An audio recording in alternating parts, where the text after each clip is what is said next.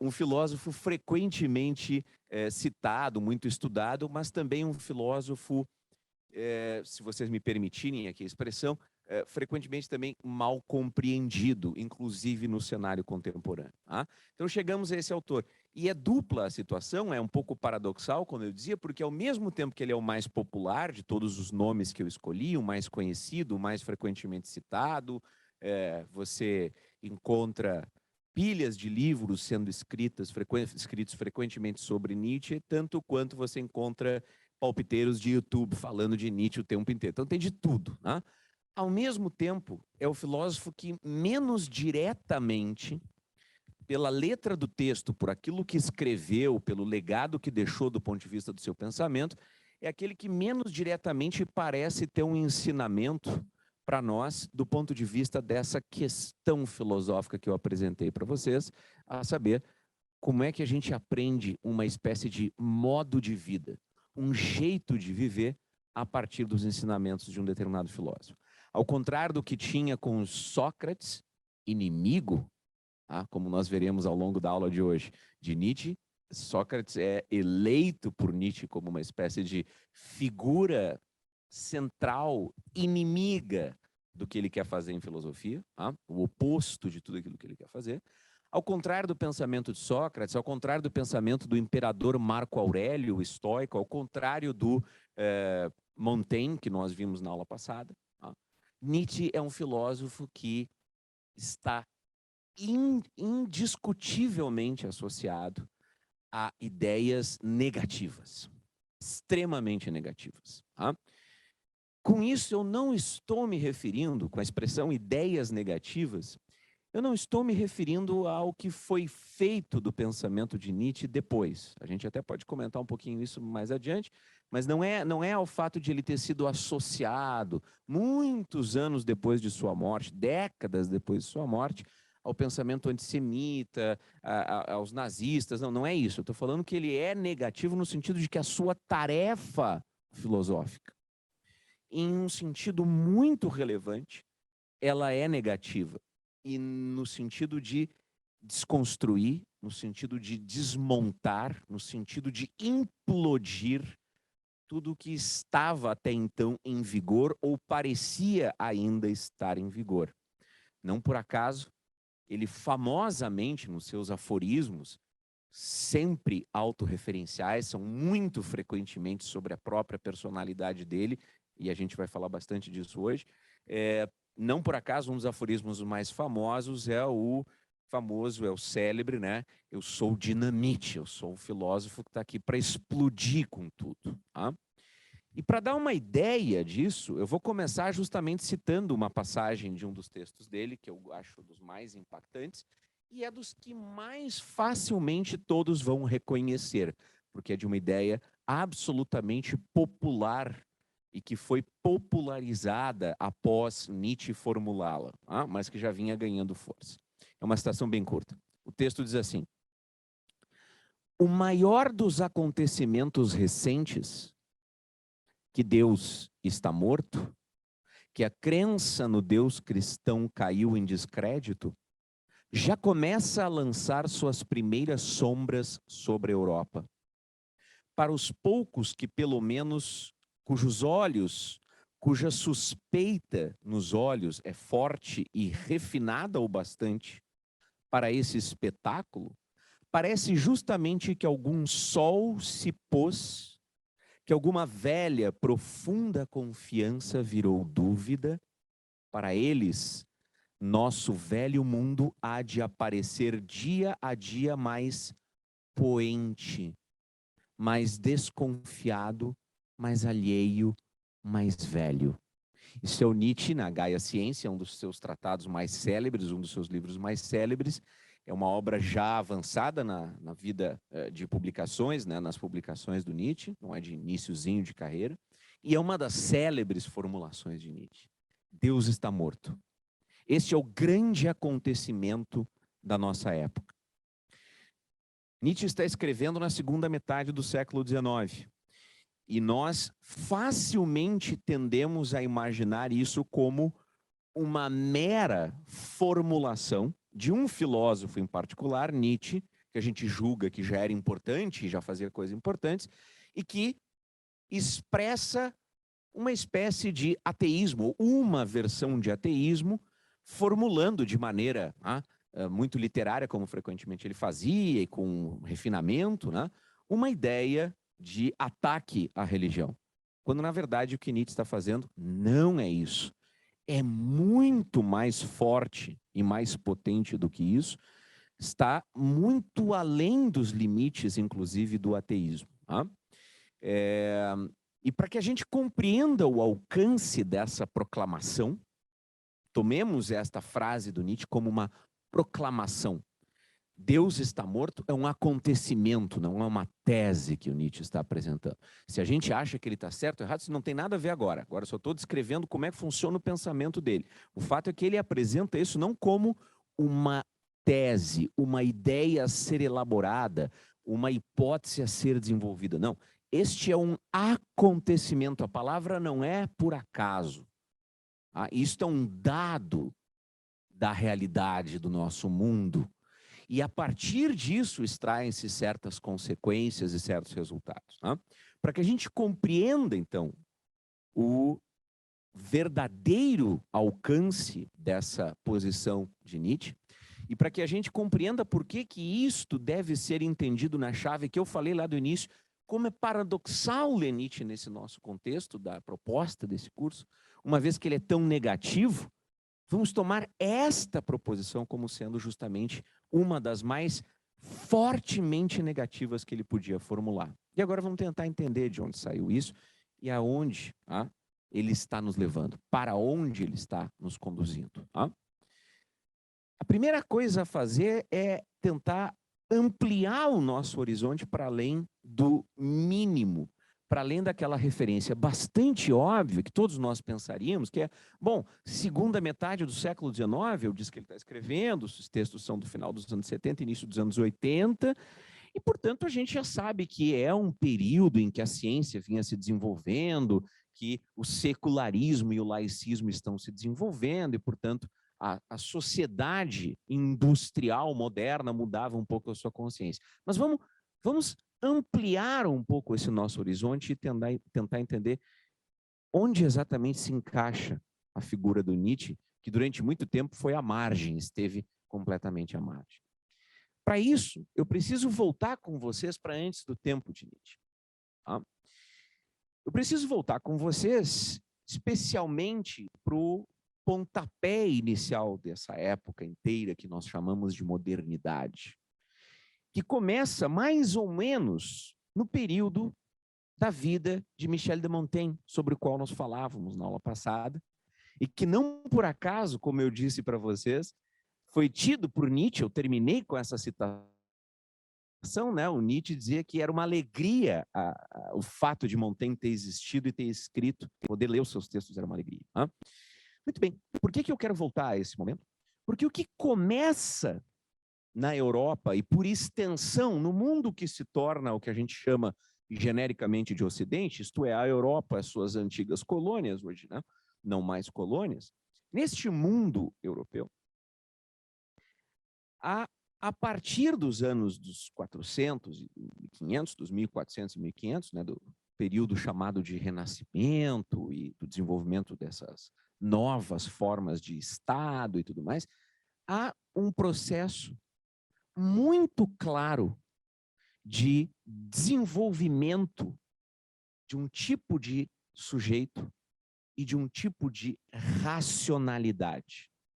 Nós vamos encontrar nesse período do Renascimento, nós vamos encontrar em autores mais frequentemente associados às ciências e às descobertas científicas do período do Renascimento, mas, sobretudo, nos autores da filosofia que herdam os descobrimentos do Renascimento e as transformações feitas na época dos 1400 e 1500.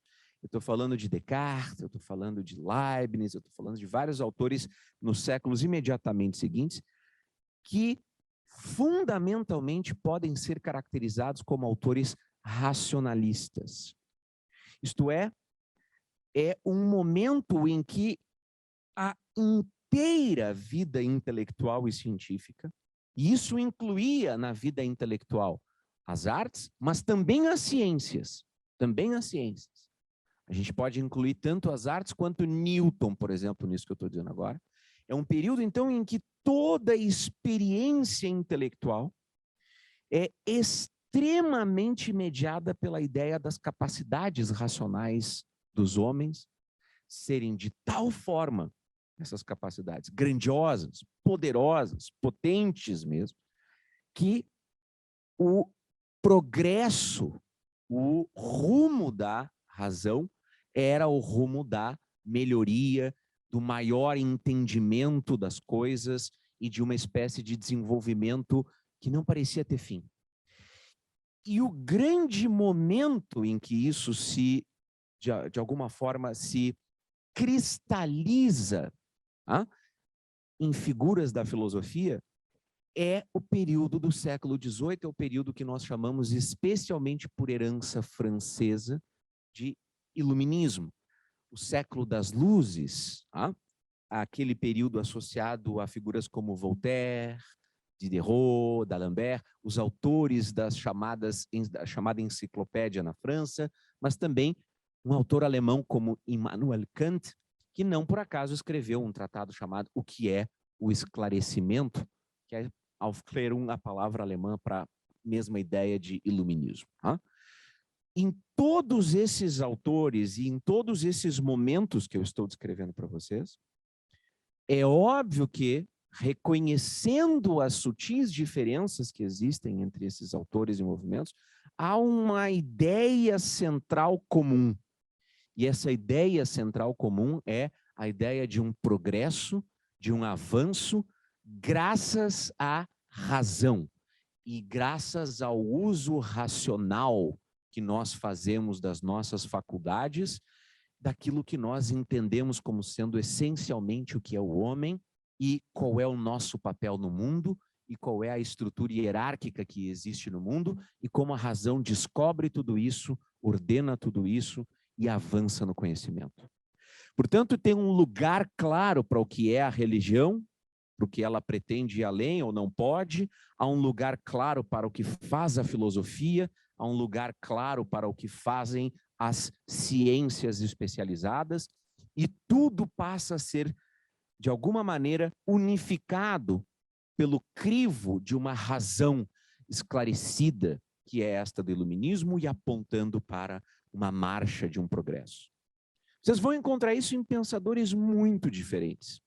Na tradição alemã, que é aquela a qual eu preciso me referir para a gente entender Nietzsche, nós vamos encontrar isso, em parte, na figura de um filósofo chamado Kant, que faz com as suas duas críticas, a crítica da razão pura e a crítica da razão prática, além da fundamentação da metafísica dos costumes, nesses três tratados, Kant faz justamente o que ele próprio chamou de a sua revolução copernicana. Copérnico, olha a retomada de uma figura da ciência importante.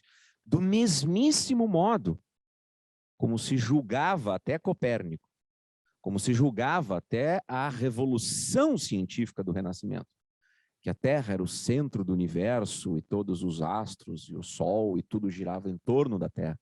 Mas a revolução copernicana inverteu isso e foi uma espécie de ferida para o nosso ego, descobrir que não, a Terra não é o centro do universo, coisíssima nenhuma. Do mesmo modo, Kant estava fazendo isso, mostrando que, na verdade, a razão humana tem seus limites. Mas justamente ele propõe mostrar que ela tem esses limites para eliminar as bobagens que eventualmente o discurso filosófico anterior tinha feito e mostrar o que ela podia fazer. E aí estabelecer bases sólidas para uma verdadeira filosofia e para o verdadeiro conhecimento racional de todas as ciências especializadas. O que estava fora do alcance da razão? Deus, a alma, a eternidade do mundo, ou seja, os objetos da teologia, isso era assunto de fé. Então, Kant tinha ordenado tudo para que a gente continuasse a usar a razão do jeito certinho. Outro filósofo alemão, bem diferente, é óbvio, de Immanuel Kant, mas impossível não ser herdeiro da tradição da filosofia crítica, no início do século XIX, já estamos nos aproximando de Nietzsche, e que é considerado o pai de uma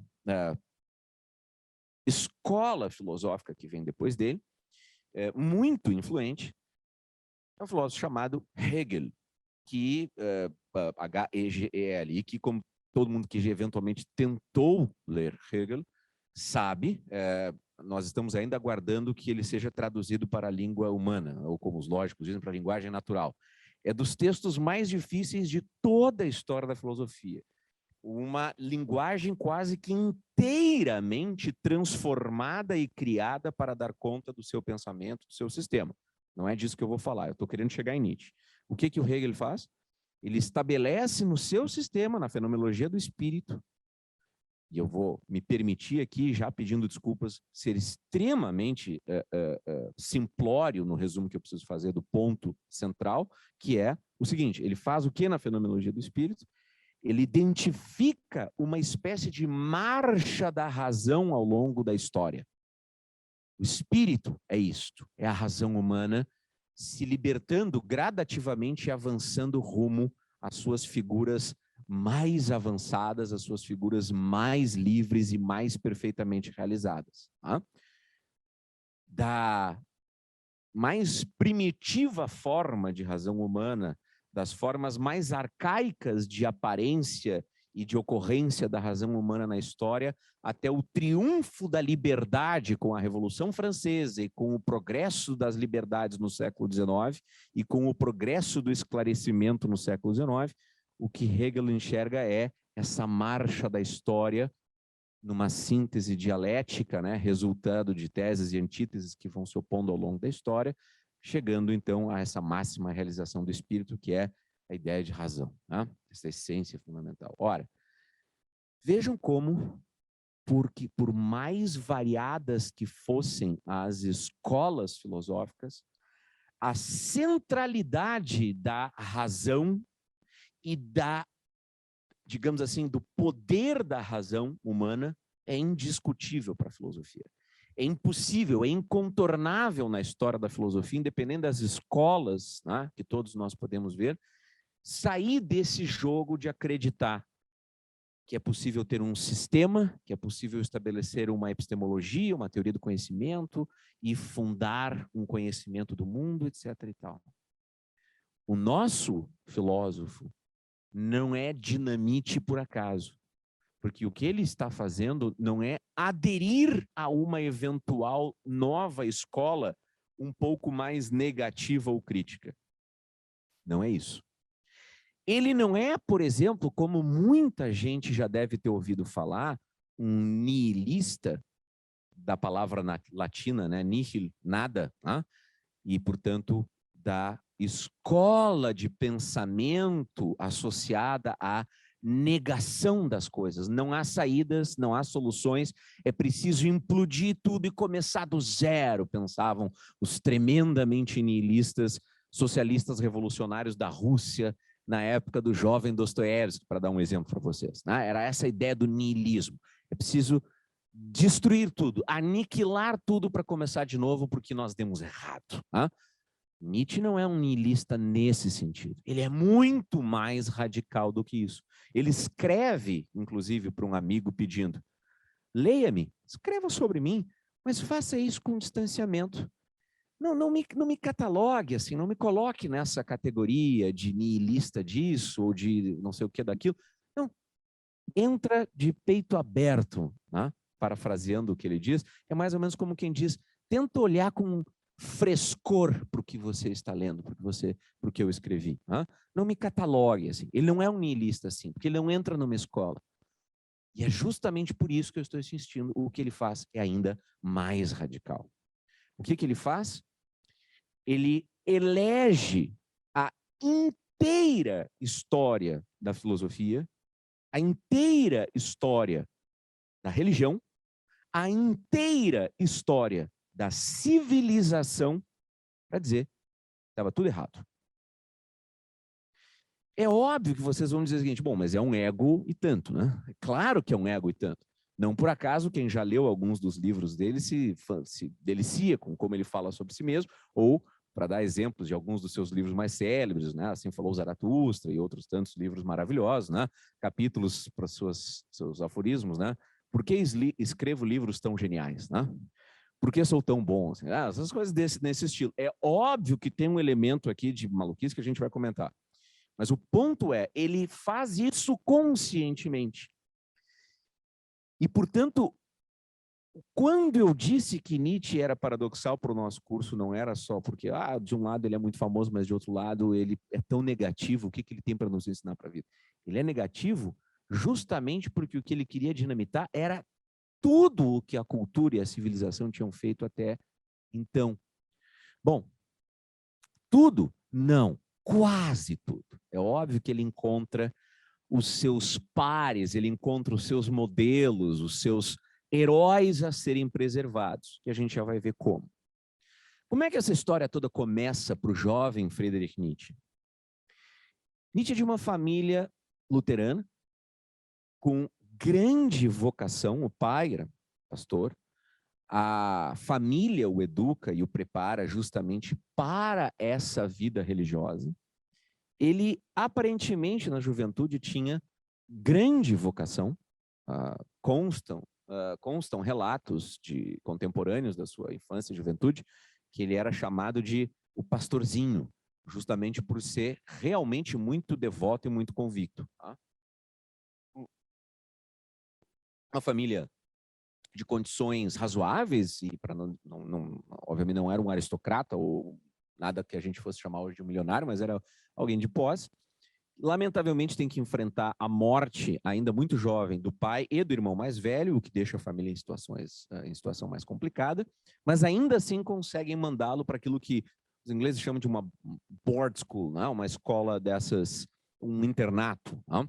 E ele faz então uma formação rigorosíssima. E essa formação rigorosa era para prepará-lo justamente para o seminário. Para futuramente ser um seminarista, para futuramente ser um religioso. E é por essa altura que Nietzsche tem, então, a sua grande crise. Nessa época, tendo sido um aluno brilhante, tendo se desenvolvido muito bem, ele tem uma grande crise de fé. Isso é por volta do final da adolescência dele, um pouco antes dos 20 anos. Ele tem uma grande crise com relação à sua crença, uma vez que ele tinha apostado muito nisso, e é muito marcante uma correspondência dele com a irmã, que vai desempenhar um papel importante no legado do Nietzsche, Elizabeth, uma correspondência dele com a irmã em que ele fala sobre essa questão, né, da sua crise de consciência, da sua crise de fé, e ela pergunta, afinal, o que você acredita, o que você quer fazer de sua vida, o que você acha que é o seu chamado, etc. e tal. E a resposta de Nietzsche, muito jovem, é uma frase, contém pelo menos uma frase na carta, que vai ser depois frequentemente usada nos seus livros e que vai constituir uma das teses principais, e é por isso que eu escolhi o Nietzsche hoje, que é a frase tornar-me eu mesmo. Ou seja, o que é o meu chamado? Vir a ser, tornar-me, vir a ser. Ainda não sou eu mesmo. Algo que eu, portanto, em algum sentido, já sou. Tá?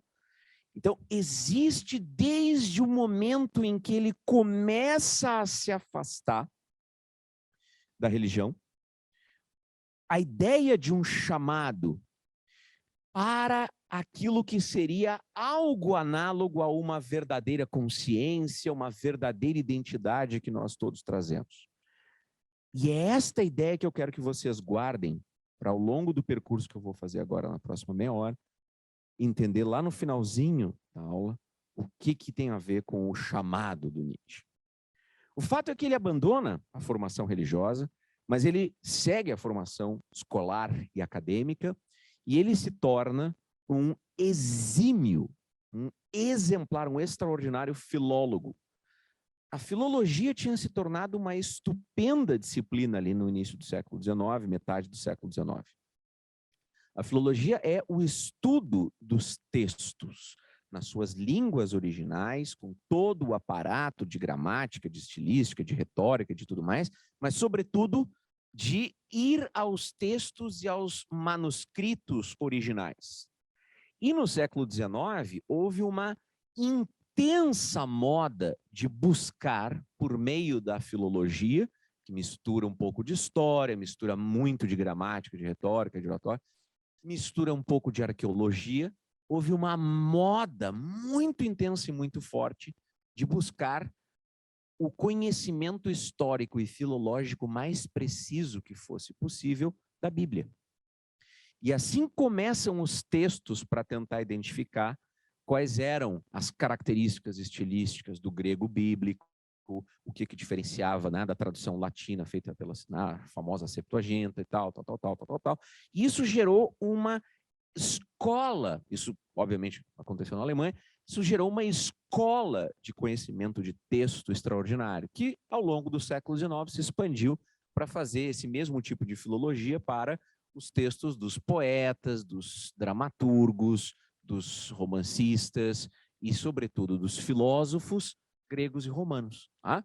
Então, grandes obras da tradição grega e romana que circulavam ao longo da Idade Média, depois ao longo do século XVI, XVII, já em livros impressos, mas que tinham pouco material filológico, começaram a ser editadas. Primeiro trabalho do Nietzsche, com 24 anos, o mais jovem, possivelmente, da sua geração inteira e daquela época toda, foi como professor de filologia clássica na Universidade da Basileia, onde lecionava um dos luminares, um dos mais importantes intelectuais do século XIX, um dos mais importantes acadêmicos e especialistas no mundo grego e romano antigo, Jacob Burckhardt. Lá o Nietzsche, então, tem uma carreira promissora. Ele é uma aposta de todo mundo como um jovem talento brilhante para a filologia e para os estudos clássicos. O que se imaginava que ele faria? Bom, ele vai escrever textos eruditos sobre as tragédias, sobre os filósofos, sobre os diálogos de Platão e tal. E aí, ainda muito jovem, em 1872, Nietzsche escreve um livro, sua primeira obra, chamada O Nascimento da Tragédia, que é um petardo. Porque o que ele faz com todo o conhecimento que ele tem da língua grega, da tragédia grega, da cultura grega, não é uma análise erudita de texto, um comentário rico sobre problemas textuais e filológicos. Ele enxerga no mundo grego e na história da cultura grega a origem de uma pulsão, de um movimento duplo e antagônico entre dois princípios. O princípio apolíneo, de Apolo, solar, racional, e o princípio dionisíaco, que tenderia ao, permitam-me a grosseria enfim, simplificação, ao irracional, ao impulsivo, ao intempestivo, ao celebratório, ao êxtase, o oposto do apolíneo.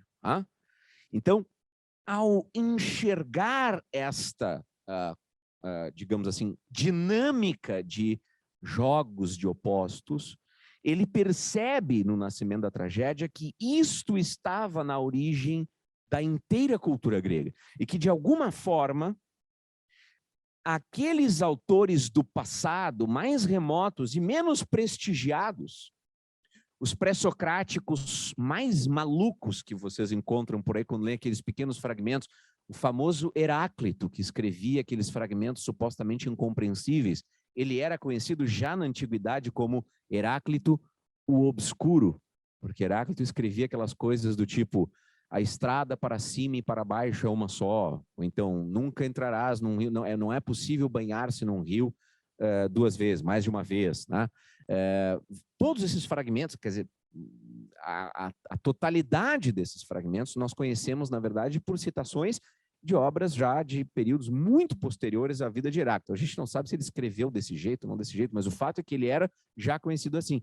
E o que Nietzsche faz é ver nesse jeito de pensar tanto quanto nas tragédias, especialmente nas tragédias mais dramáticas, mais exageradas, mais cheias de pathos, de emoção, Eurípides, por aí vai, a verdadeira forma de expressão do pensamento grego.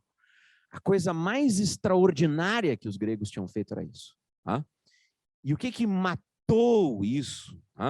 O que matou isso foi o socratismo. O que matou isso foi o pensamento racionalista, a ideia de que era possível encontrar respostas, definições racionais, lógico-argumentativas. E isso foi o fim da arte, da cultura.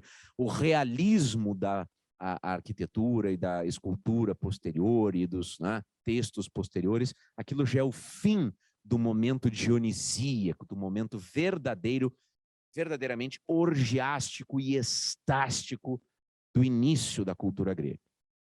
Bom, o que vocês acham que os eruditos filólogos alemães da época fizeram?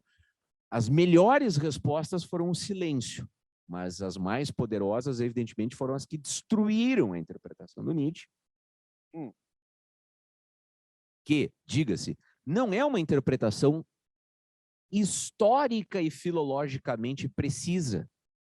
O que ela é criativa, ela é inventiva, ela é rica, mas ela não é historicamente acurada, ela não é historicamente precisa. E os filósofos destruíram o livro e a carreira do Nietzsche se viu absolutamente acabada no início. Daquele jovem promissor filólogo se viu assim. Ele segue um tempo ainda oscilando ali em torno da Universidade da Basileia e depois desiste e resolve apostar verdadeiramente em ser aquilo que ele é. Olha a frase voltando. E ele fica como uma espécie de pensador andarilho, ele viaja por diversos lugares, ele trava amizades extraordinariamente importantes, uma das mais célebres durante um bom tempo desse período dos anos 70, com o compositor Richard Wagner, o compositor alemão Richard Wagner, que estava simplesmente refundando a ópera, gênero sobretudo do Renascimento ali, do Quattrocento e do Cinquecento, estava sendo refundada pela tradição que Wagner iria iniciar e que morre com ele. E o que Wagner inventa do ponto de vista da sua criação, que é romântica, que é voltada ao mito, que é literária, que é trágica, que é tudo isso levada à forma de música, o que ele estava fazendo encanta Nietzsche de uma maneira impressionante. Nietzsche era, nessa época, alguém que já estava se voltando, portanto, a formas não restritas de buscar expressar seu pensamento. Não podia ser no tratado acadêmico, não podia ser no estudo filosófico bem arrumadinho, bem ajustadinho que esperavam do professor de filosofia, que ele ia produzir as suas coisas. Não por acaso ele via em Wagner alguém mais importante como pensador do que qualquer outra coisa. Não por acaso ele herdava de um outro filósofo tido como um excêntrico, que corria à margem dos grandes nomes, o seu grande precursor, Arthur Schopenhauer, famoso autor do Mundo como Vontade de Representação. Também um pensador que é extremamente pessimista, também um pensador voltado para essas raízes mais, digamos assim, menos sistemáticas da filosofia. E o que acontece com Nietzsche, então? O que acontece com Nietzsche nesse período é que ele escreve um livro chamado as Reflexões Intempestivas, seus pensamentos intempestivos, em que ele começa a dar vazão a uma forma livre e muito polêmica e extremamente ousada de dinamitar, de implodir essa tradição contra a qual ele queria se voltar. E ele escolhe o alvo certo muito antes do momento em que ele escreve a frase sobre a morte de Deus. E esse momento é decisivo para nós entendermos aquela questão que nós estamos perseguindo. Que diabos ele quis dizer com tornar-me aquilo que sou. Né? E como é que isso responde à nossa questão geral do curso. Né? O que ele faz? Ele escreve um livro, que obviamente também será considerado praticamente um precursor do que futuramente será o seu tratado O Anticristo e das alcunhas que ele receberá por isso. Um livro chamado A Genealogia da Moral. E este livro, que é composto por 3 ensaios, tem 3 grandes partes, tá? Este livro traz a grande revolta intelectual, a explosão da revolta intelectual de Nietzsche com relação à inteira matriz da civilização judaico-cristã, aí incluindo uma boa parte do socratismo. Portanto, pegaria tudo, pegaria desde o legado greco-romano misturado com o legado judaico-cristão. E, fundamentalmente, o que ele quer fazer é o seguinte, olha, vamos entender de onde vem essa ideia de uma moralidade, do que seria uma moral. Vamos tentar entender de onde é que surgiu isso para nós. E o que o Nietzsche faz num ensaio extraordinariamente influente e poderoso até hoje é nos dizer o defeito, o vício hereditário dos filósofos é a falta de senso histórico. É não compreender que nós somos permanentemente criaturas que estamos no devir, que estamos nos tornando algo. E que, portanto, como isto é verdade, nós estamos sempre nos tornando algo, o mundo inteiro está sempre em fluxo, nunca há nada, absolutamente nada, acabado, tudo está sempre se transformando, tudo está sempre no devir, não existe nenhuma verdade final, não existe nenhuma verdade definitiva, não existe também nenhum conhecimento definitivo e nem existe nenhuma moral definitiva. Tudo é produto de uma evolução, tudo está permanentemente mudando. E se tudo está permanentemente mudando, também nada nos prende a uma moral momentânea. Essa lição radical que ele quer aplicar à noção de moralidade vai trazer uma das grandes ideias populares hoje conhecidas de Nietzsche. Qual é essa ideia? De onde vem a moral que nós respeitamos? Pensem no tempo de Nietzsche, e isso durou por muito tempo depois da própria morte dele. Seria aquilo que nós chamaríamos de uma moralidade cristã, tá? Ou judaico-cristã, isto é, o horizonte de regras de comportamento, mas mais do que de comportamento, o nosso horizonte de valores, isto é, as coisas que nós acreditamos que têm alguma marca de positivo ou negativo, como bom e mal, justo e injusto, certo e errado, estas coisas são, na verdade, uma construção de uma moralidade em particular. Esta moralidade que nós herdamos é esta moralidade cristã. E o que é esta moralidade? Esta moralidade, como em geral toda a moral será para Nietzsche, é uma moral escrava. Esta é a palavra dele. Esta ideia de que existe este justo e o injusto, este certo e errado, que é passível de ser conhecido por uma doutrina, ou por uma revelação religiosa, ou por uma prática espiritual, ou por um conhecimento filosófico, e que deve ordenar o nosso comportamento e as nossas instituições, isto é a grande vitória dos fracos, dos escravos. Vitória sobre quem? Vitória sobre, uma vitória destes fracos em relação a quem? Em relação aos mais fortes. Quem são esses mais fortes? Aqueles que nunca precisaram apelar a uma moral dessas. Aqueles que tinham na sua superioridade e nobreza própria, autogerada por aquilo que verdadeiramente são, a sua grandeza. Estes nobres, estes superiores, esses que não eram escravos e não seguiam uma moral de escravo, acabaram derrotados. Deixa eu dar um exemplo para vocês, que é um exemplo bem nietzschiano. Aquiles é o herói grego por excelência. Aquiles é o melhor dos aqueus. Isto é, o melhor entre os gregos. Aquiles é o mais forte e impõe a sua vontade.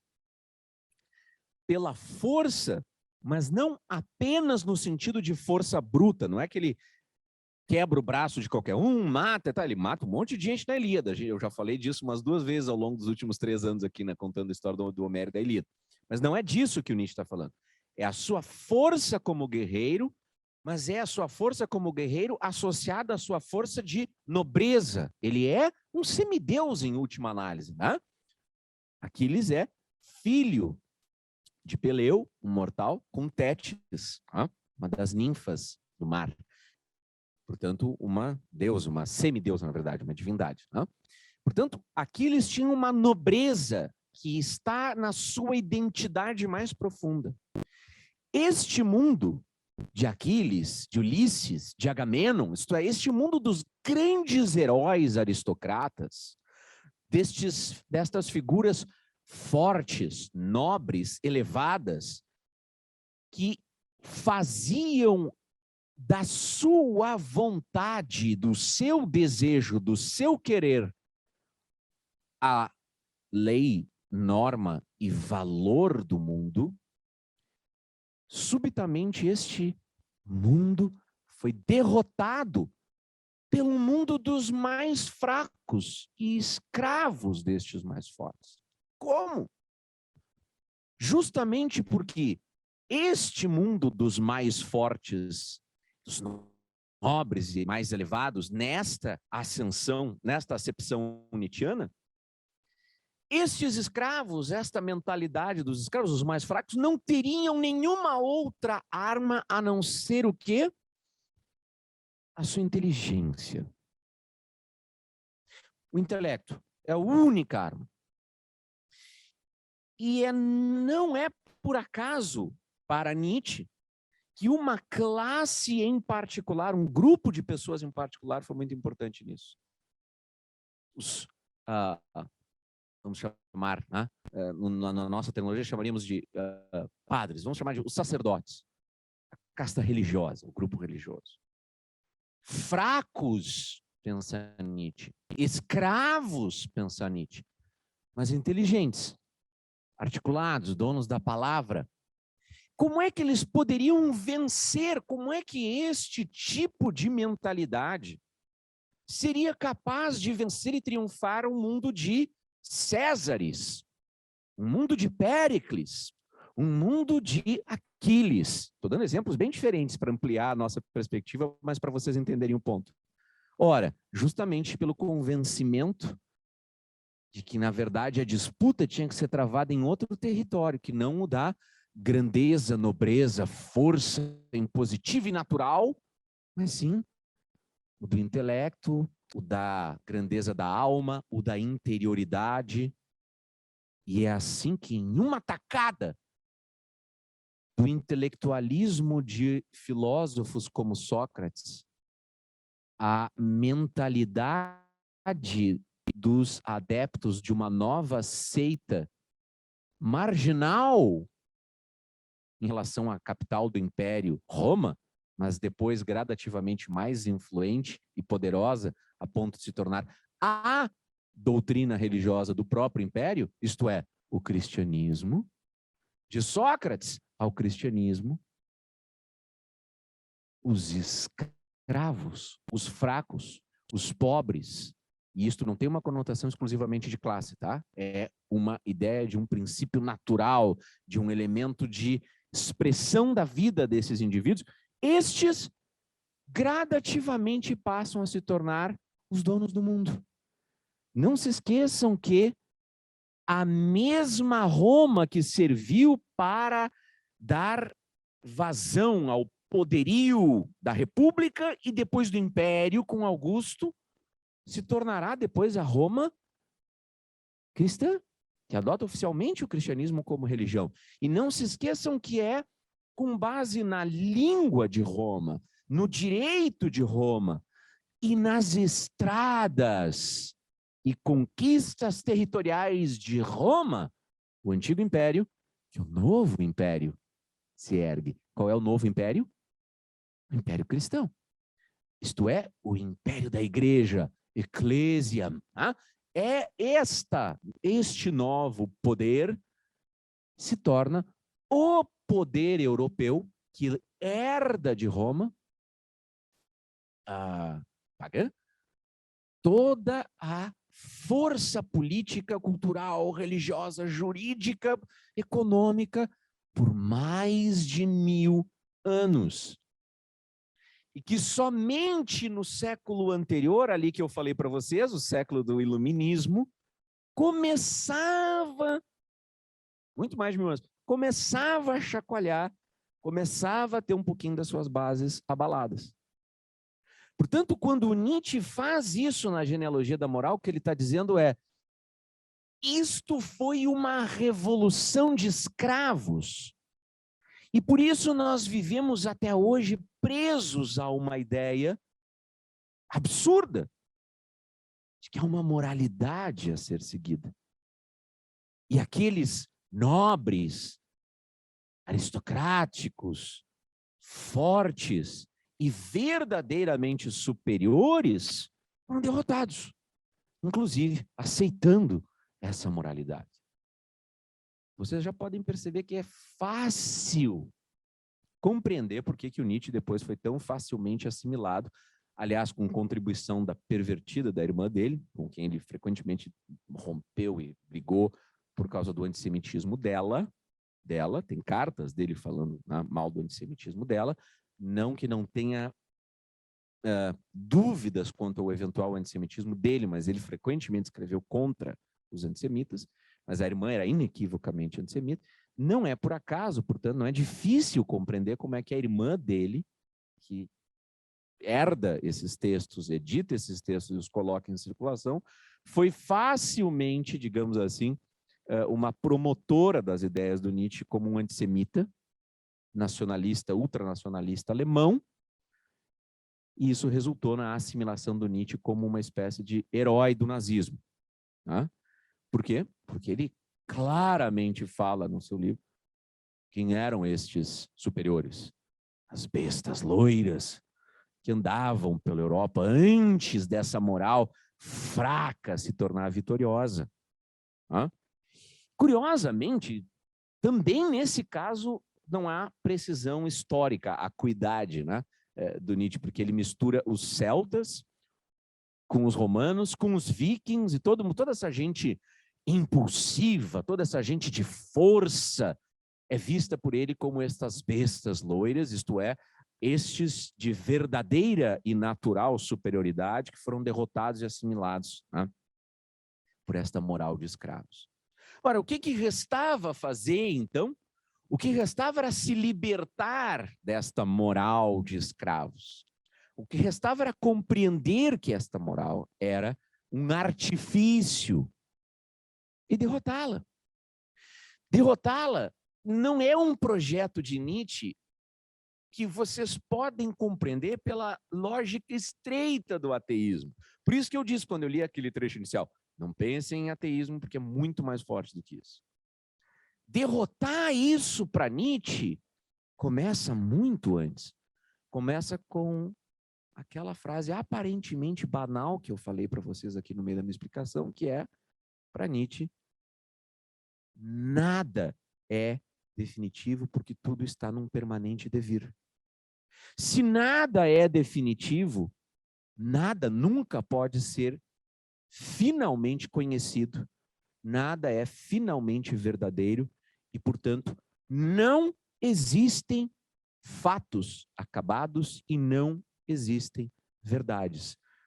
Só o que existe no mundo é interpretações de perspectivas diferentes. E essas perspectivas podem ser umas mais fracas e mais fortes do que as outras. Mas, seguramente, não há uma que seja a única perspectiva ou a única interpretação possível.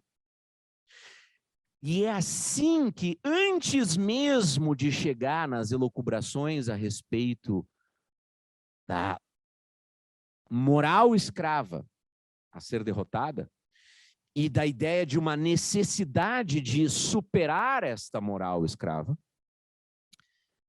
que Nietzsche já havia dinamitado e implodido a ideia mesmo dos pilares da nossa civilização judaico-cristã e greco-romana. Ele estava dizendo assim, eu sei que esta peça, se eu puxo, cai tudo. E é esta peça que ele puxa antes de qualquer coisa.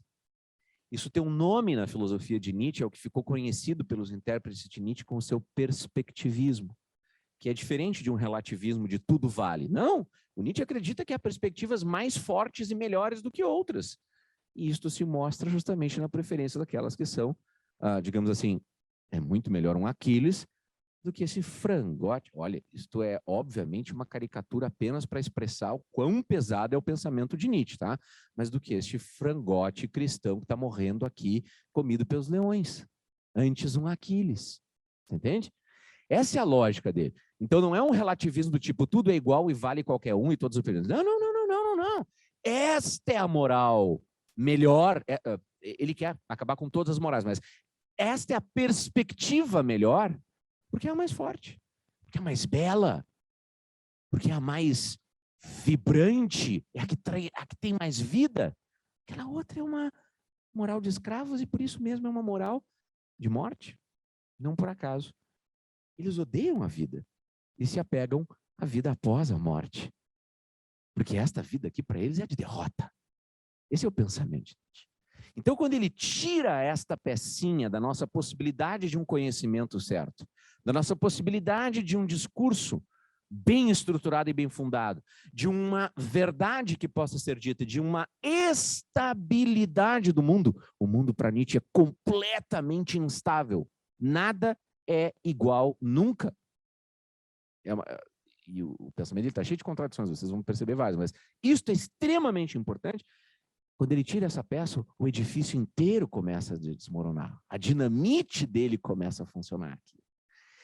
Para ele dar esse próximo passo e dizer, agora eu vou tirar uma outra peça mais central, que é, vamos nos livrar dessa moral de escravos de nosso tempo, é um golpe poderosíssimo, porque de um lado tem a ética, né, esta moral cristã, que é uma moral de escravos que se tornou vitoriosa, e de outro tem algo mais ameaçador para ele, porque é novo. As ideias modernas. E essas ideias modernas para Nietzsche eram tão escravas quanto essas antigas. Mas eram essas ideias modernas que Nietzsche detestava como mais um exemplo dos fracos dominando os fortes. Essa tal de democracia. Ele chama as ideias democráticas são mais uma manifestação da moral de escravo. É mais uma vez o fraco querendo dominar o forte. Impedir as pulsões mais autênticas de se apresentarem.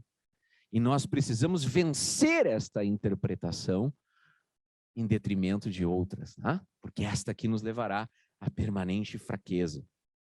E por que ele se vê tão facilmente como um caminho para o futuro?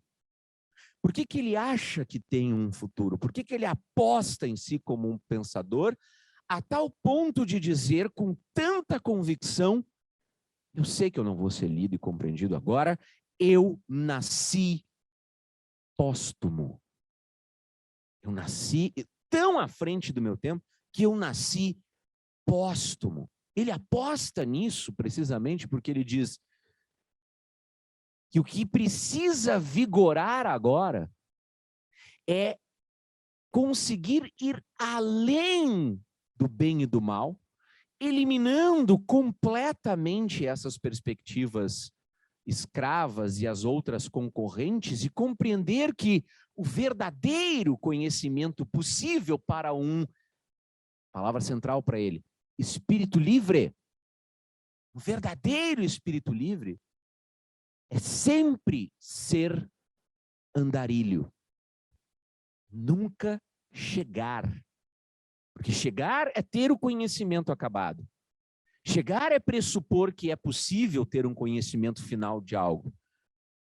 E é por isso que a imagem final de Nietzsche no seu livro, Assim Falou Zaratustra, essa figura que ele toma como figura identificada com ele próprio, é a desse andarilho.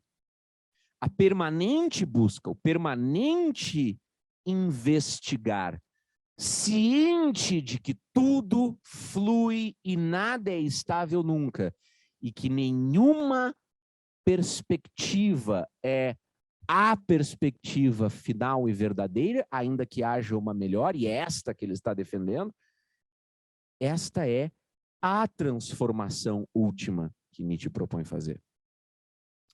Portanto, quando ele escreveu na Gaia Ciência, a frase que o tornou mais famoso, aqui qualquer googlada que vocês derem vai resultar em Nietzsche, vai resultar nessa frase, Deus está morto, Nietzsche proclamou a morte de Deus, esta que eu disse para vocês.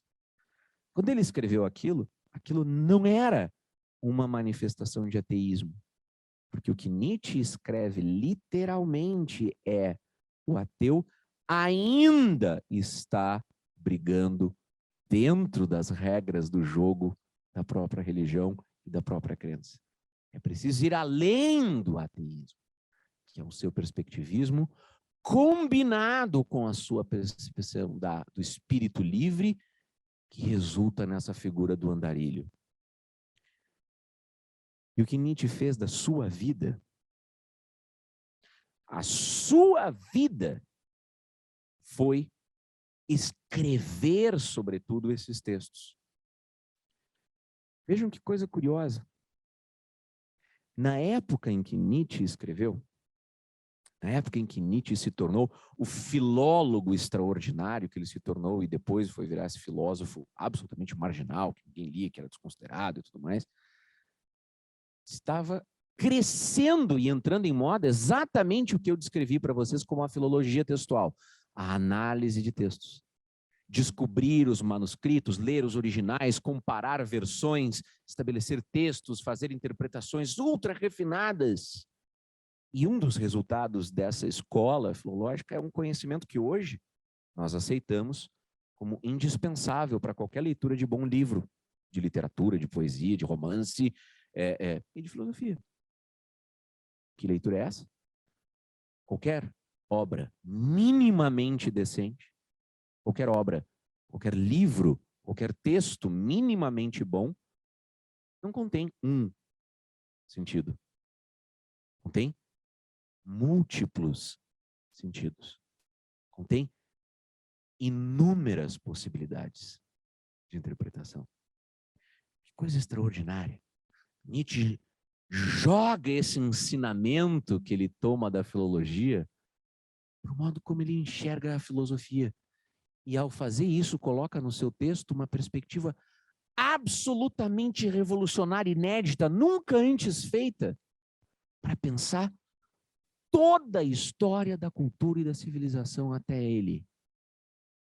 Esqueçam a ideia de uma substância, de uma essência, de uma palavra final, seja no texto, seja para qualquer outro assunto. O que existem são essas inúmeras perspectivas, e as melhores e as piores, mas o que existem são essas coisas. Mas mais do que isso, vejam que coisa fascinante. O que Nietzsche fez depois da demissão, depois de sair da Basileia? Eu disse, escreveu essas obras? Ele viveu essas obras.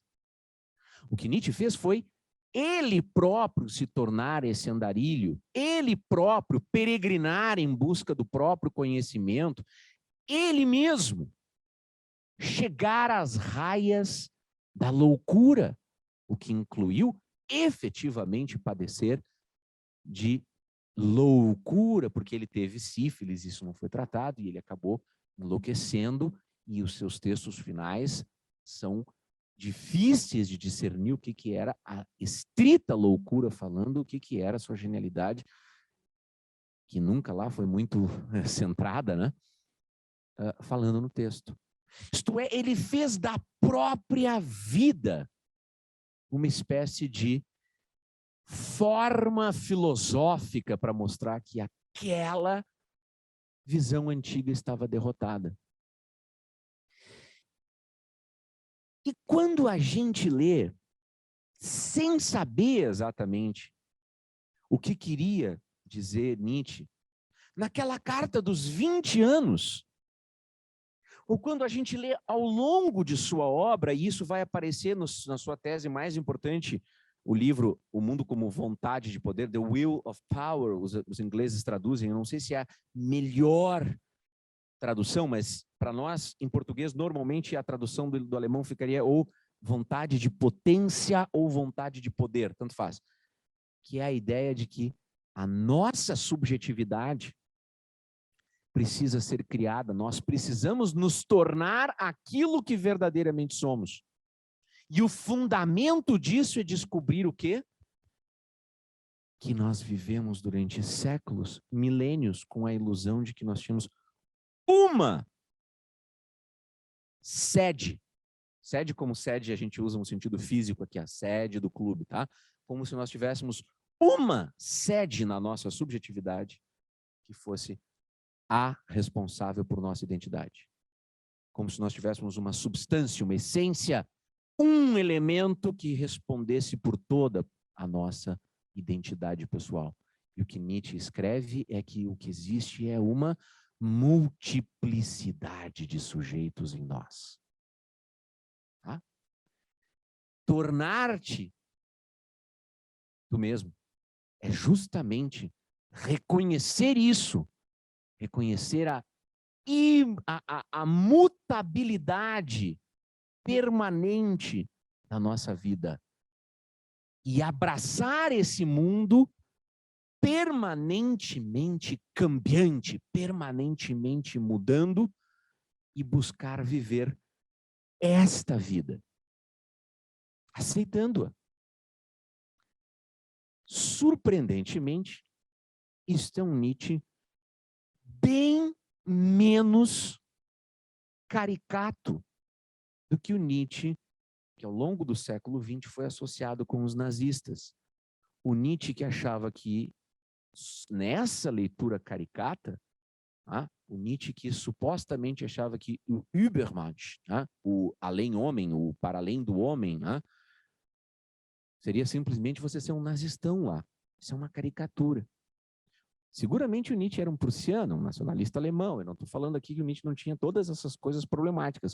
O que eu estou dizendo é que textualmente a sua obra e a sua vida nos dão também a conhecer uma lição sobre o que nós podemos fazer de nós mesmos. E era esta lição que conectava o Nietzsche, estranhamente, eu admito, estranhamente, mas conectava o Nietzsche com todos os outros autores que eu conversei para vocês.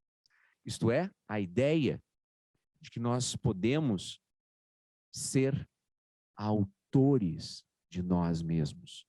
Nós criamos a nossa vida num sentido genuíno. Não porque nós decidimos se depois vamos tomar vinho branco ou vinho tinto, ou se vamos se jogar na piscina, ou jogar tênis, ou se amanhã a gente vai trabalhar de casa, remoto. Não, no sentido de que nós damos vazão às nossas vontades e desejos de uma maneira imperiosa, mostrando o nosso controle e mostrando que nós temos essas energias em nós, aceitando o destino do mundo, aceitando que tudo é cambiável e reconhecendo essa força e nos deixando levar por ela. Isto é absolutamente contemporâneo para nós. Isto nos fala diretamente ao coração. 150 anos, 140 anos depois de Nietzsche ter escrito. De alguma maneira, quando ele disse, eu nasci póstumo, ele estava provocando, mas ele também estava certo. Esta é a lição da filosofia de Nietzsche, para além da caricatura, para aquilo que nós podemos aprender para a vida. E se aprender a ser aquilo que nós realmente somos não é uma boa lição que a filosofia deixa para a vida, então não há nenhuma lição que a gente possa tirar para a vida de lugar nenhum. Muito obrigado.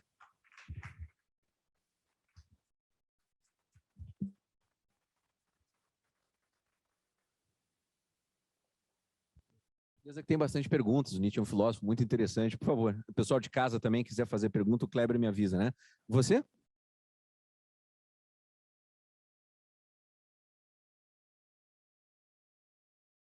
Sim, sim, exatamente. Esse é o grande paradoxo, né? Eu acho fantástica essa pergunta, é a mesma pergunta que um crítico, um pensador, um comentarista inglês estava fazendo num debate com um cara que eu gosto muito, que é o Stephen Mulhall, que é um professor lá de Oxford, surpreendentemente é, interessado em filosofia alemã como Nietzsche. E a ideia é justamente essa. Este é o elemento surpreendente e é por isso que é uma verdadeira revolução dos fracos. Tá? Quer dizer, não faz nenhum sentido tá, que o Aquiles seja derrotado pelo sacerdote ou pelo homem do povo. Tá? O Tercítes, que aparece lá no início da Ilíada, né, imprecando contra os chefes e tal, não faz nenhum sentido aquele cara vencer. E, no entanto, ter operado esta vitória é a sua grande revolução. E é isto que o Nietzsche concede de interessante. Esse é o primeiro passo da resposta.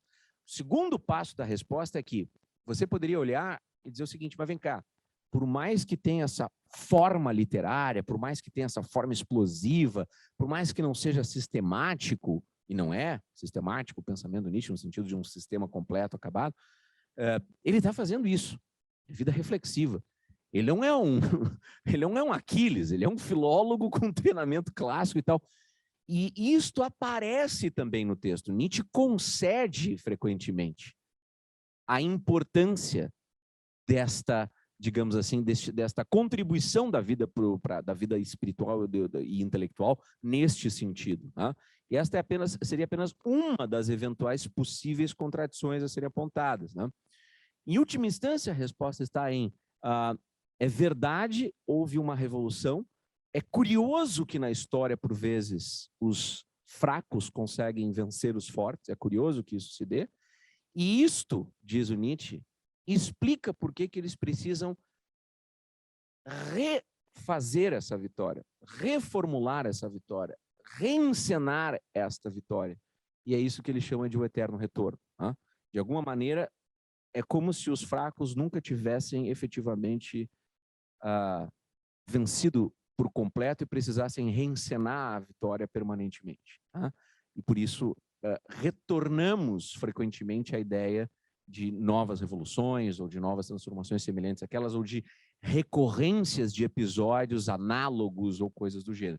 Nietzsche, quando fala no eterno retorno, ele não está dizendo que tudo se repete historicamente da mesma forma, não é um acontecimento histórico, não é essa banalidade que a gente pode pensar de uma repetição do mesmo fato histórico, né? O mesmo indivíduo. Né? É uma visão cíclica deste fenômeno subjacente da história. Tá? Então, essa seria uma das razões pelas quais Nietzsche explicaria essa vitória. Tá? E é por isso que ela é, para ele, surpreendente. E é por isso que ela tem que ser explicada. E é por isso que ela tem que ser vencida no sentido de ultrapassada. Né? E aí a aposta nessa força criadora, que eu tentei insinuar para vocês, não sei se eu consegui deixar isso claro, mas a gente pode falar agora, eu tentei insinuar para vocês que ela vai conectando vários pontos da formação dele. O que tinha começado com filologia, com estudos clássicos, que era aquela visão de que o melhor dos gregos era o impulsivo, o dionisíaco, aquilo que era forte e que te trazia êxtase, não o racional, solar, apolíneo. Isto está associado também à imagem dessa besta fera e dessa figura forte. Isso está associado também a essa vitória pujante que deve se conseguir fazer do além-homem, contra as morais, contra a moral escrava e outras tantas, e qualquer coisa que valha. E isso está, em última instância, associado à ideia do perspectivismo. Então, eu queria tentar mostrar que todas essas coisas se conectavam de maneira fragmentária, não sistemática, mas elas apontam para uma resposta que está indissociavelmente ligada à questão que você suscitou aqui, que é como eles venceram. Ora, isso é perplexo, isso nos deixa perplexo. E é por isso que é preciso dar uma resposta e uma reação. Tá? Diga. Então, a virtude, arete, a palavra grega virtude ou excelência, é justamente um dos vocabulários criados por essa moral escrava, que precisa ser derrotada para que se possa restaurar um sentido verdadeiro, um sentido forte, né, de excelência, que não tem nada a ver com a virtude cristã, que não tem nada a ver com a virtude socrática. Né? De alguma maneira, é como se você pudesse traduzir isso da seguinte forma: a areté, a excelência, vamos traduzir por não por virtude, né, que a palavra em grego permite isso. A excelência, a areté de Aquiles, precisa prevalecer sobre a areté de Sócrates ou de Cristo ou de um santo. Seria essa a imagem. Né? Mas esse vocabulário, e o Nietzsche é muito enfático nisso, né? As palavras também não têm essa estabilidade. E elas não podem ter essa estabilidade. Portanto, há um campo de disputa também na linguagem. Ela precisa ser construída, né? e disputada na interpretação. Né? Afinal, tudo é interpretação. Né? Por gentileza.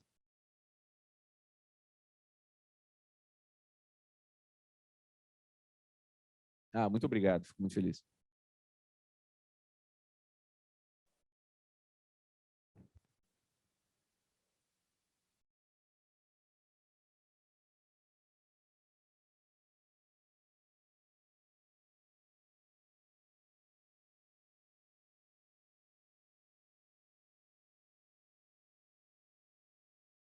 Eu agradeço muito a sugestão, acho um desafio fantástico.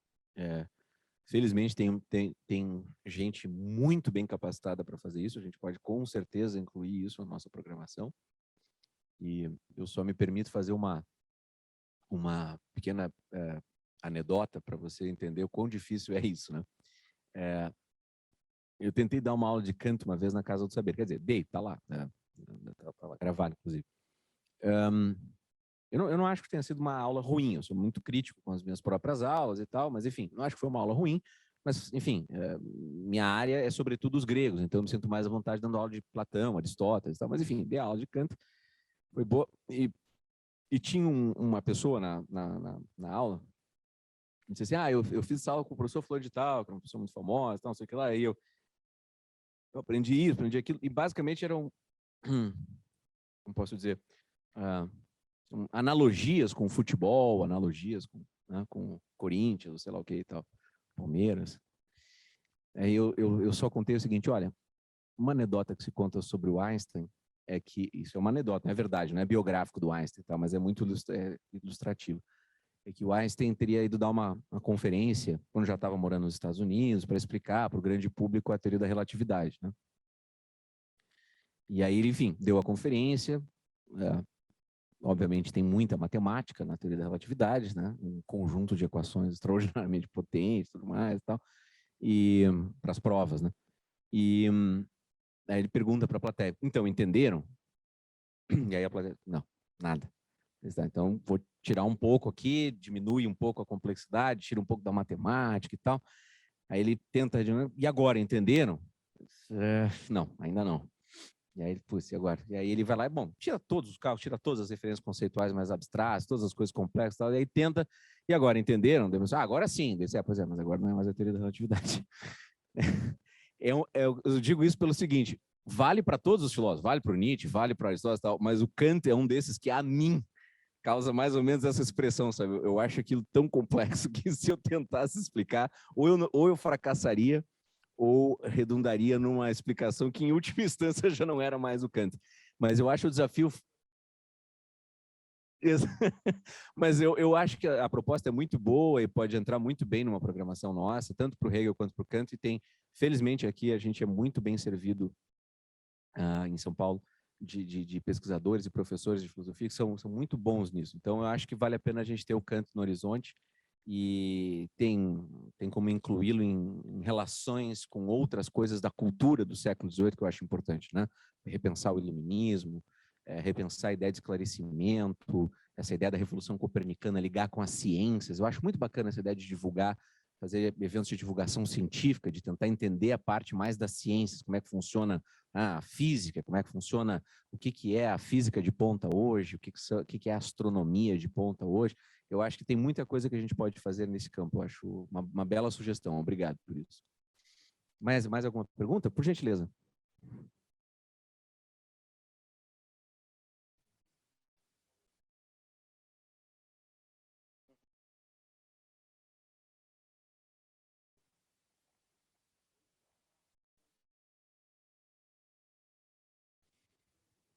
Ótimo.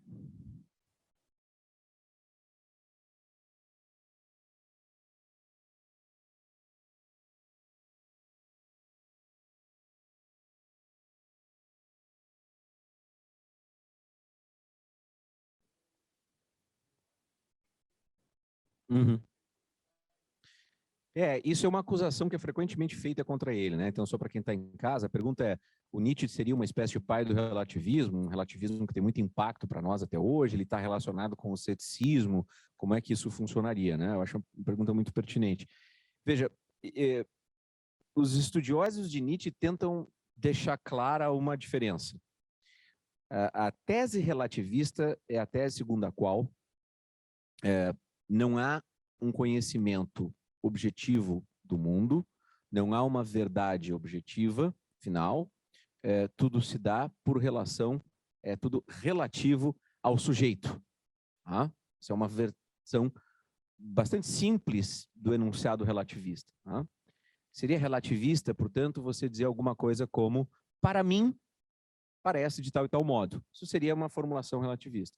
Se para o outro é de outro jeito, ou para, como diria uma famosa peça inglesa, assim é, se lhe parece. Mais ou menos essa ideia. O que o Nietzsche pretende afirmar não é isso. O que o Nietzsche pretende afirmar é uma versão um pouquinho mais complexa, que consiste em dizer que, uma vez que não está dada uma imutabilidade, uma permanência das coisas no mundo, uma espécie de estabilidade das coisas no mundo, inclusive nós, inclusive a nossa linguagem, então, ou seja, tudo o que há, tudo flui, nada é estável, tá? Você não tem como ter uma palavra final a respeito disso. E isso significa que múltiplas perspectivas podem surgir aqui. Tá? Bom, mas então qual é a diferença disso para o relativismo? Tá? Na tese relativista, se você leva a última consequência, não há nenhuma forma, nenhuma, de você estabelecer um critério que diga qual desses, para mim, é assim, é melhor do que o outro. Não tem critério. Simplesmente não tem como você estabelecer do tipo, ok, tem vários relativistas aqui na sala, para cada um as coisas são ou X, ou Y, ou Z, ou Z, mas, enfim, o melhor é o X. Não tem como você fazer isso. E na filosofia do Nietzsche, claramente ela tem um componente afirmativo. Isto é, a moral, o mundo, a cultura e a força daquela, digamos assim, daquela cultura dos fortes, é melhor. Não tem essa de para um é de um jeito, para outro é de outro, e, portanto, a expressão da cultura dionisíaca é melhor. Isso significa que o que ele quer introduzir com o perspectivismo é a ideia de que há perspectivas melhores do que outras, e isto é análogo a dizer que há interpretações melhores do que outras. Por isso, a famosa frase dele, aquela, não há fatos, há interpretações, também pode ser considerada relativista. Então não tem, tudo depende de como você interpreta, mas ele insiste. Há interpretações e interpretações. Algumas são melhores do que outras. Nós temos sempre que chegar nas melhores. E isto gera uma perplexidade para quem interpreta Nietzsche. Qual é a perplexidade? Mas isso aparentemente cai numa contradição, porque ele precisa estabelecer um critério. E se ele está estabelecendo um critério, este critério passa a ser uma espécie de a verdade, ou a métrica. E aí, para você dissolver essa contradição, você tem que entender que ele diz o seguinte: não, eu só acho que ela é melhor. E ela é melhor em função desse universo referencial que eu estou dando aqui. Se as coisas serão assim no futuro, ou se elas eram assim no passado, nada a dizer. E é por isso que há uma espécie de permanente invenção tudo precisa ser inventado, inclusive essas interpretações, né? Agora, há um componente, só para finalizar a resposta à sua excelente pergunta, há um componente do Nietzsche que se aproxima de algumas atitudes céticas. Não o ceticismo dos antigos, a moda do pirro e do cesto empírico, que eu comentei com vocês há 2 aulas atrás, mas um ceticismo muito mais radical. Muito, muito, muito, muito, muito mais radical. Né? Porque não consiste em dizer que, bom, não há uma verdade, nós não conseguimos alcançar a verdade dos dogmáticos, por exemplo, né? Que era como os céticos antigos se referiam aos que acreditavam na palavra. Né? Bom, é possível um conhecimento sistemático e verdadeiro do mundo. O que Nietzsche faz é ir muito além disso, propondo essa figura, né, do andarilho, espírito livre e criador, que é o Zaratustra. Então, não é como se você tivesse o passo prudencial do cético, né, de dizer o seguinte, não há uma palavra final, logo é preciso seguir na busca, né? Mas isso é uma investigação, estamos aqui no campo da... Não, é dinamitar todas essas certezas significa ficar num mundo em que você só pode vagar, como esse Darilho. Então, é muito radical. Né? E isto é que dá o componente que eu tentei destacar no título da aula que estava anunciada para vocês, que é da vida como literatura, que é você cria, é quase como uma criação de um texto, né? Em que você é autor da própria vida, como é autor do próprio livro. Né?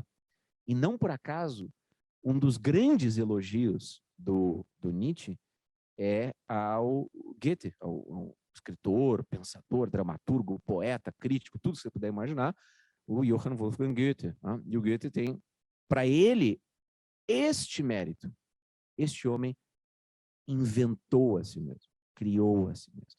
Ele se fez, ele se tornou esse monumento. Tanto é que até hoje, na cultura, as únicas figuras, né, em, sei lá, 2000 anos de história, né, a figurarem em pé de igualdade com Homero e Virgílio, Dante, Shakespeare e Goethe. Né? Não é pouca coisa. Né? São os gigantes, assim. Né? Então ele olha para aquele cara e diz, é isto. Né?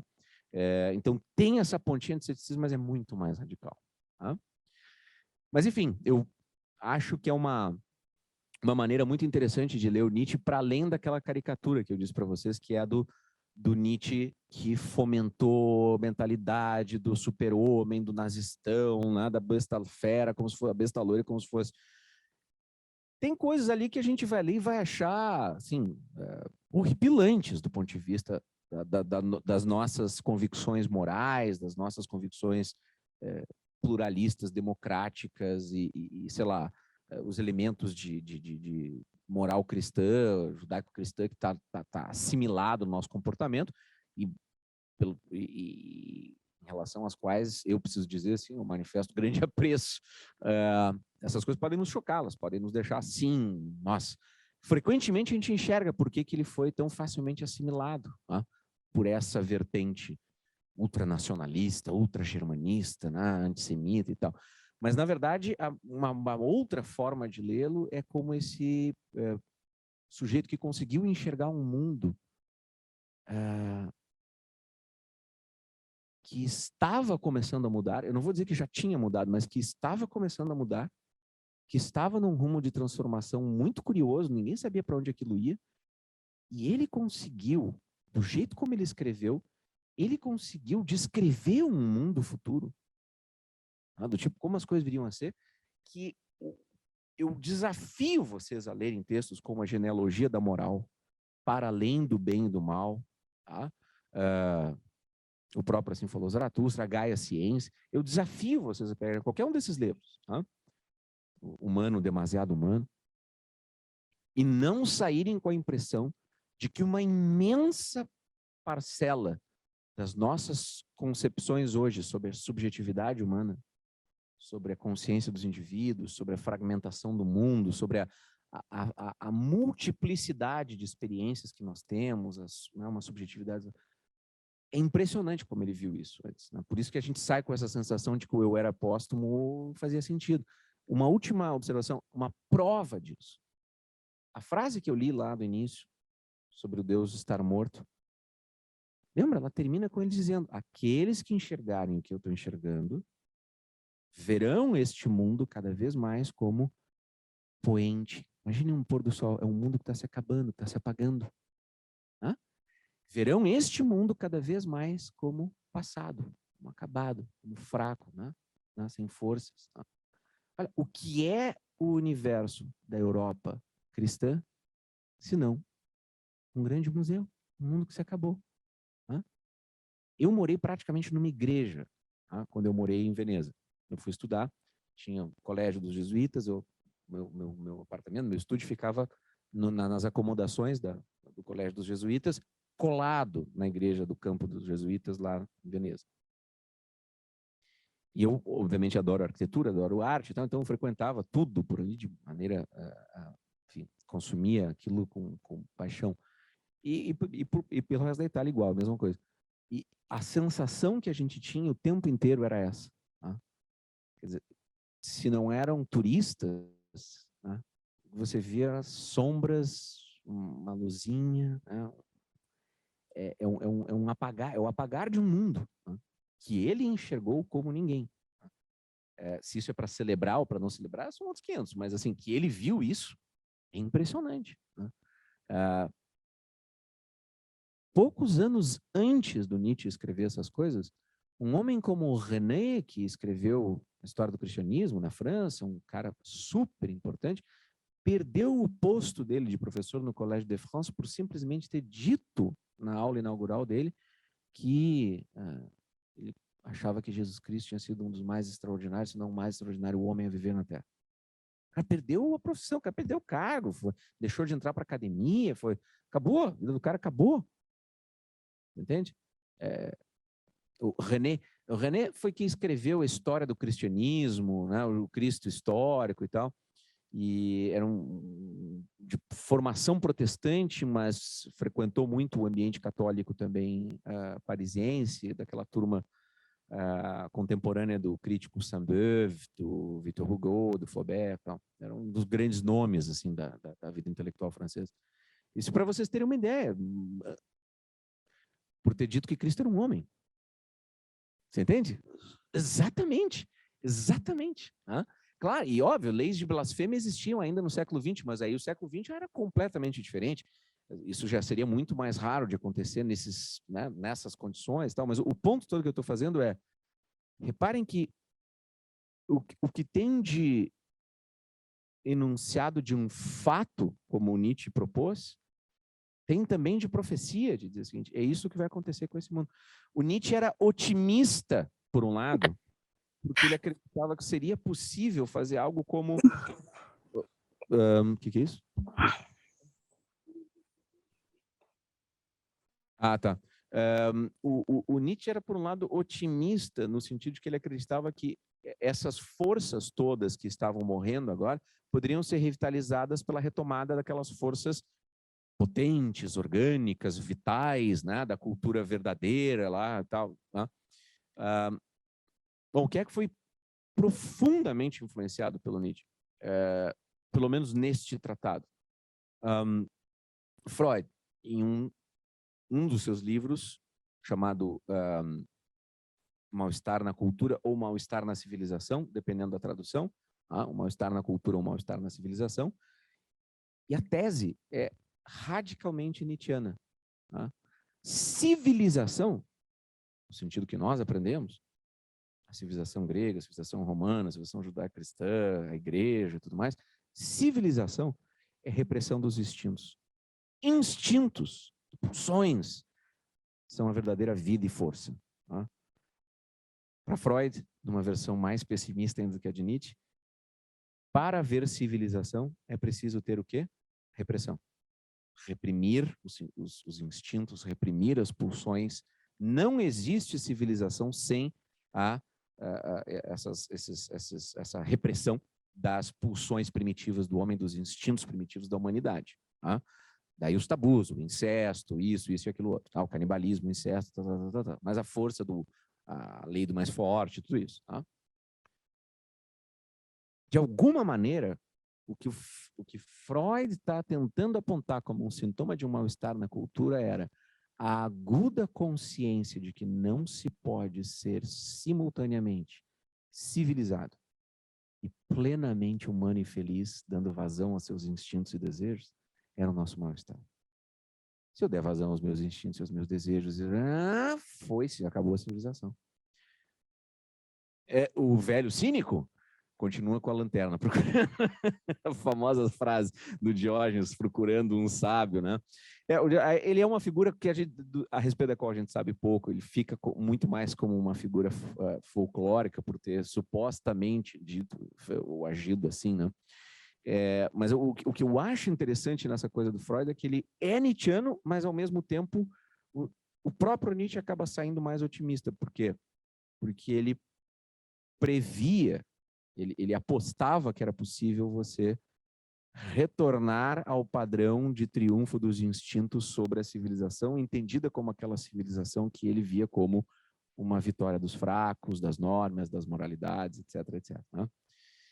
E o Freud, que previa não, né? O Freud era mais sensível e mais sensato do que isso, mas o Freud que apontava para um sintoma de mal-estar, de desconforto psíquico, da condição humana, né, contemporânea dele, né, moderna ali para ele, em função dessas duas forças, e ver o seguinte, não é possível civilização sem repressão, mas repressão significa infelicidade em variadas esferas, em variados graus, e aí depende do que você faz, você vai se tratar, né? Criou um belo negócio, né? Estamos todos nós lá, né? Mas com perdão da butada, o ponto é, isso parecia não se resolver, né? E de fato parecia, não tinha uma saída muito clara quando ele está escrevendo isso. Não por acaso esse texto é familiar, é próximo também ao Futuro de uma Ilusão, da mesma época, né, dos grandes ensaios culturalistas do Freud, que é um ensaio dele sobre a religião e que, em última instância, funciona como um ensaio sobre o fanatismo. Você lê o diálogo que ele cria ali no Futuro de uma Ilusão e, gosh, é quase como se você estivesse falando com um fanático de um partido político igual. O cara pode não estar na religião, mas é a mesma coisa. Tem a mesma ideia. Né?